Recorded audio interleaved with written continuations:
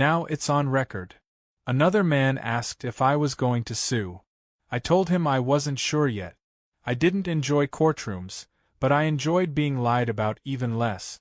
As I climbed into my truck, I took one last look back at the building. Karen stood near the entrance, arms crossed, face tight with anger and embarrassment. She had come in ready to humiliate me in front of her little kingdom. But tonight the kingdom pushed back. And I was just getting started. The air was thick the next morning, not with humidity, but with something heavier, intent. I could feel it in my bones. Karen had been humiliated at her own meeting, and people like her didn't go down quietly. I went about my chores the usual way, feeding the cattle, checking the pumps near the east well, and inspecting the southern fence line where the original dispute had taken place. Everything looked untouched, but my gut told me this wasn't over. Sure enough, around midday, I heard the distinct crunch of tires on gravel, but this time it wasn't an SUV or a golf cart. It was a dark van marked Neighborhood Safety Team, and out stepped two men wearing navy blue polos with embroidered badges that looked like they'd been ironed on by a teenager. One held a clipboard, the other had a utility belt with a flashlight, walkie-talkie, and what appeared to be pepper spray. They approached the fence without a word. I stood my ground, watching them from a few feet away. The shorter one with a shaved head finally spoke. "You're on restricted HOA land. We're here to remove unauthorized equipment." I let out a breath through my nose, slowly. "Do either of you understand what land you're standing on?" I asked. The taller one, clearly the follower, looked down at the clipboard, flipped a page, and replied, "As per the president of Whispering Pines, this is active HOA property pending legal review. We've been authorized to take temporary control." I kept my eyes on him. "You've been authorized by someone with no legal authority over this land, and if either of you takes a single item off my property, it becomes theft." That seemed to rattle the tall one. The short guy wasn't fazed. He puffed out his chest and said, "We're operating under citizen enforcement protocols. Section 5, Civil Code Allowances." I held up my phone and started recording. "Congratulations," I said. "You just walked onto county-surveyed land with fake badges, impersonated law enforcement, and attempted seizure of private property. That's 3 crimes in under a minute. Want to try for 4? That was the moment the tall one started backing away. The short one hesitated. "We're not impersonating police," he snapped. "These are security badges. HOA funded." I turned my phone to capture a clear shot of his badge, zoomed in, then panned to the van with its custom logo. "Good. Then when the sheriff shows up, he can tell you which law you just broke and how many zeros your fine is going to have." He looked like he wanted to argue more, but his partner was already halfway to the van.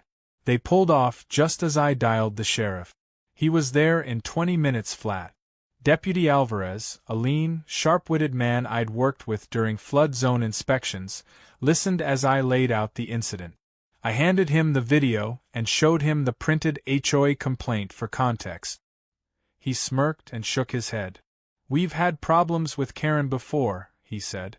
"Trespass complaints, false reports, that sort of thing. Never had her send out pretend deputies, though. That's a new one." I asked if they'd face charges. "Oh yeah," he said, chuckling. "Impersonating law enforcement is a big deal around here. Especially with recorded evidence." Before leaving, he asked if I wanted to press additional charges for trespass. I told him not yet. I wanted to see just how far Karen was willing to go. Because it was clear now, this wasn't about property. It wasn't even about land. This was about control. Karen had built her identity on being the person who could boss everyone around without pushback. And when I showed her the law, the maps, and the facts, she hadn't seen the truth. She'd seen a challenge. That evening, I checked my trail cameras. I'd mounted a few facing the problem areas, hidden in brush and posted discreetly near key fence lines. Sure enough, one clip showed Karen herself walking the boundary after dark, wearing a headlamp and pointing at posts while talking to someone off camera. Another clip caught her dragging a small wire gate off its hinges. My gate. She wasn't even trying to be subtle. She had gloves on and everything. I saved the footage, time-stamped it, and backed it up twice. She had no idea she'd just handed me another piece of the case. The next day I woke up to a voicemail from a neighbor, one of the old-timers who lived on the other side of the subdivision. "Hey Ben, just letting you know they took down part of your southern fence early this morning. I thought you might have approved it, but figured I'd call just in case." I nearly dropped my coffee. I jumped in my truck and headed out. When I reached the ridge near the southern boundary, I saw the damage. 10 feet of my barbed wire fence had been pulled down, the posts removed and tossed to the side. And in their place, a freshly painted white picket fence, matching the HOA's signature style, stood half-finished, with cheap plastic stakes and latticework that wouldn't last a season. I stood in silence for a moment, hands on hips, before grabbing my phone. I took photos from every angle, then paced out the exact line, double-checking with my handheld GPS device. Every single inch of that new fence was inside my land. I called the County Code Enforcement Office and filed a formal report for unauthorized structure placement. Then I called the sheriff again. By the time Deputy Alvarez arrived, I had already placed new boundary flags on both ends of the site. I showed him the photos, GPS data, and survey document. He whistled low and said, "She really doesn't get it, does she?" I shook my head. "She thinks I'm bluffing. She thinks because I wear boots and drive a truck, I don't know the law I help enforce." He nodded. "Well, she's about to learn." We filed the complaint together, and I made sure it went straight to the county attorney's office. Then I made a call to the state conservation office. Because that fence Karen's crew tore out? It wasn't just any fence. It was a registered wildlife corridor barrier, one I'd installed with a state grant, which meant damaging or removing it wasn't just trespassing. It was a violation of conservation regulations. That bumped the penalties way higher than Karen probably imagined. The following day, I got a visit from Lisa, one of the HOA board members. She looked tired, like someone who hadn't slept in 2 days and was regretting every email she ever opened. She asked if we could talk privately, and I agreed. We sat on my porch under the shade, iced tea between us. Lisa admitted she'd been uncomfortable with Karen's aggressive tactics for a while, but didn't know how to push back. Then she handed me a printout of an internal email chain. At the top was an attachment, Karen's version of the HOA map. Below it were comments from other board members raising concerns. One comment from Lisa herself read, "This map doesn't match the county record. I'm worried we'll get in trouble." Karen's reply was blunt and final. "Don't worry about the county. By the time they realize it, we'll already have a new fence and new rules." I sat back, lips pursed, then folded the printout and placed it in my file. Lisa looked at me with real worry. "She's unhinged, Ben. She's going to keep pushing until someone sues or someone gets hurt." I nodded. "Then maybe it's time we make the choice for her." By nightfall, I had everything prepared. Fence restoration contracts signed, video footage secured, and every violation documented. This wasn't just a battle for property anymore. Karen had crossed a line that wasn't measured in feet or boundary stones. She'd trespassed into something bigger, accountability. And for the first time, the terrain wasn't in her favor. By the end of that week, the quiet war had become a full-blown siege. Karen wasn't retreating. If anything, she was doubling down, dragging anyone remotely affiliated with the HOA into her personal crusade. Lawn signs had begun popping up along the subdivision's outer streets, little laminated posters with bold red text that read, "Protect Whispering Pines, Stop the Fence Intrusion." I counted 11 of them within 2 days, all placed strategically to make it seem like a community-wide movement. The kicker? Every single one sat just outside my fence line, staked in the narrow patch of gravel between my land and the private road that wound through the neighborhood. It was the same road I let the county pave a decade ago. And Karen didn't know the easement agreement still gave me final say over roadside postings. I took down the signs and tossed them into a pile beside my barn like unwanted campaign flyers. That same evening, I installed new trail cameras, ones with cellular transmitters that sent footage straight to my phone. I had a feeling I'd need them. The footage started paying off immediately. At around 2:14 a.m., my phone buzzed with a clip from the eastern fence line. I tapped it open in the dark, rubbing sleep from my eyes, and there she was. Karen, hood up, gloves on, dragging a paint bucket behind her. She knelt beside one of my fence posts and began painting over the boundary markers. Not even subtle. She brushed bright green paint over every orange stake she could reach, as if disguising my property line would somehow erase its legality. I watched, stunned more than angry. This wasn't some petty move anymore. It was obsession.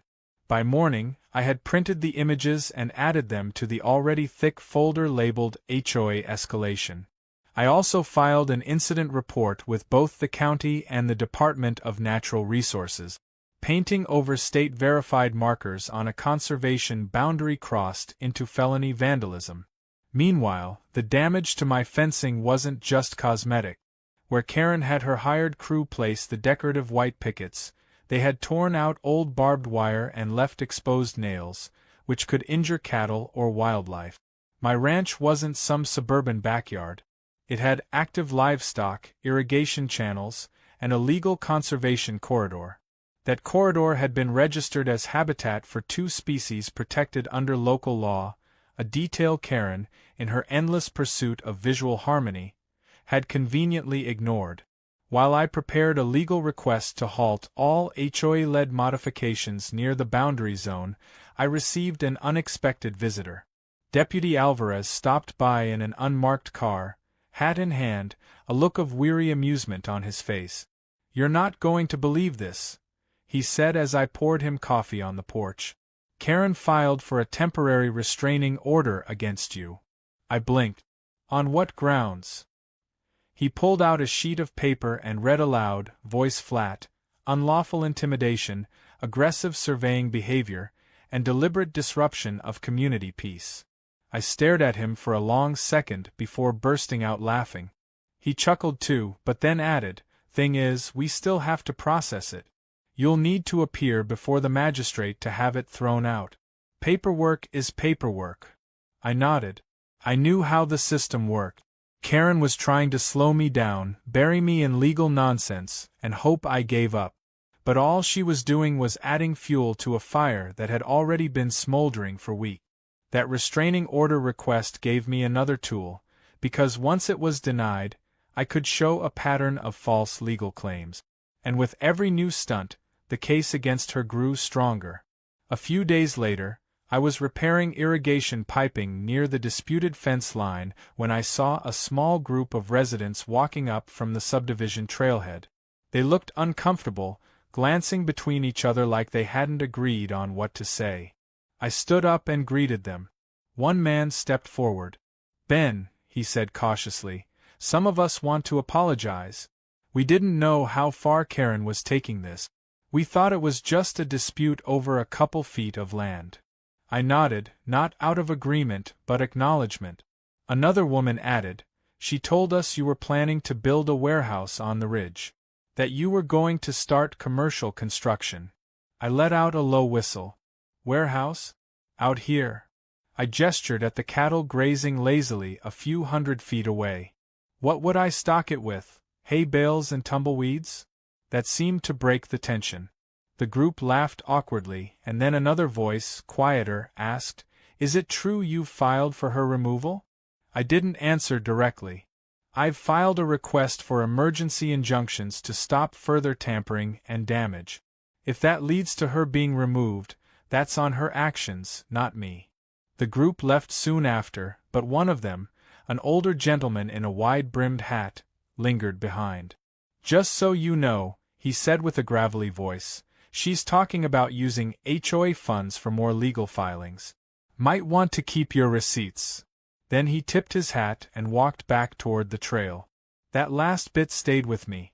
if Karen was tapping HOA funds to fuel her personal vendetta, that opened up a whole new front in this conflict: misappropriation.